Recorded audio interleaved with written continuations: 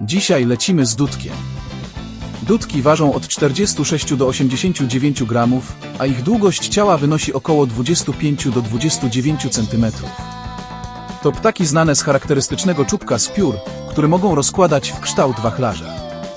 Dudki są gatunkiem wędrownym. Do Polski przylatują w kwietniu, natomiast odlatują we wrześniu lub październiku. Zimują w Afryce.